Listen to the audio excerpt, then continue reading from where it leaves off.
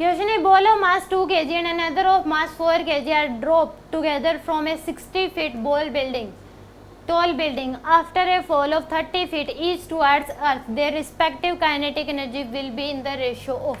तो यहाँ पे एक का मास कितना है 2 kg है, एक का मास है 4 kg। तो इस केस में 60 फीट 30 फीट इसने ट्रैवल करा है, इसने भी कितना ट्रैवल करा है 30 फीट ट्रैवल करा है। तो इस केस में जो वेलोसिटी होगी आफ्टर 30 फीट ट्रैवल करने के बाद, इसकी भी v होगी और इसकी भी क्या होगी v होगी, क्योंकि वेलोसिटी नेवर डिपेंड ऑन मास पे डिपेंड नहीं करती।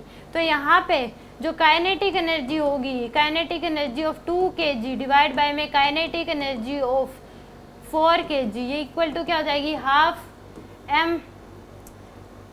m की वैल्यू यहाँ पे 2 into m v square divide by m half m की वैल्यू 4 इंटू में v स्केयर। तो हाफ से हाफ कैंसिल, v स्केयर से v स्केयर कैंसिल।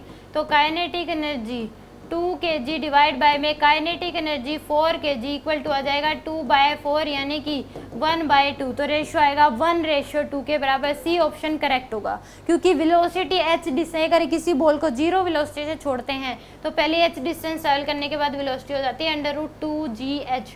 तो दोनों में h की वैल्यू सेम है, g सेम है, तो नेवर डिपेंड ऑन मास। दोनों की हाइट सेम अलग अलग होती तो वेलोसिटी अलग अलग हो जाती। तो यहाँ पे जो मास का रेशियो होगा वही काइनेटिक एनर्जी का रेशियो आ जाएगा। मास का रेशियो 1:2 है तो काइनेटिक एनर्जी का रेशियो 1:2।